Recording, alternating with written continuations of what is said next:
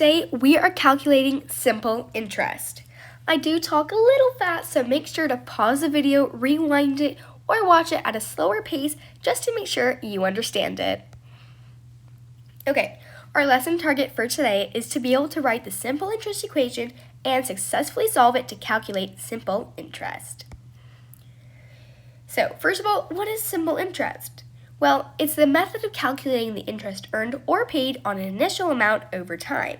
It is called simple interest because it only considers the original amount, otherwise known as the principal, and does not compound over time. So we got some key points. Simple interest grows at a constant rate, meaning it's a linear equation. It does not compound, meaning interest is not earned on interest. And yeah, compound interest, that'll be covered in a later video, so make sure to go check that out once I post it. And last but not least, in real life, it's commonly used for loans, saving accounts, and bonds. So, here we got some variables. Formula is M equals P times R times T. M is the total amount of money after calculating. P is the principal, as I just mentioned, and it's the amount you started with or invested. R is the rate, which is the percentage we will be converting into a decimal.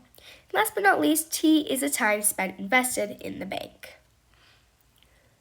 So we got a practice round. Feel free to pause the video to go and see if you can work it out by yourself. So Kinsley decides to investigate $2,500 in a savings account that offers 3.5% annual simple interest rate.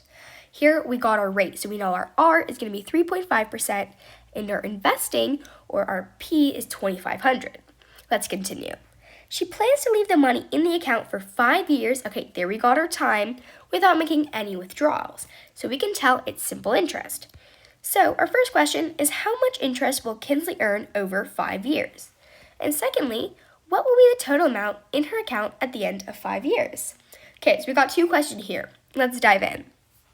So we got our formula, M equals 2,500, that's our principal, times 0.035, so this is a decimal form of 3.5% rate, and the 5 represents our 5 years Kinsley has invested her money in. Simplified, that is M equals 2,500 times 0.175. So we have M equals 437.5, but that's not our final answer. Because we're dealing with money, you have 2 digits after the decimal place, meaning the total is $437.50 of interest. Now for our second question, which is the total amount after 5 years. So we have our initial of $2,500 and our interest, $437.50. We're going to add those two together to get $2,937.50. The answer is that Kinsley earned $437.50 in interest, so that's our first question, and earned a grand total of $2,937.50. That was our second question that we answered. So make sure you always read the questions thoroughly to make sure you're not missing a step or if there are multiple questions inside the main problem.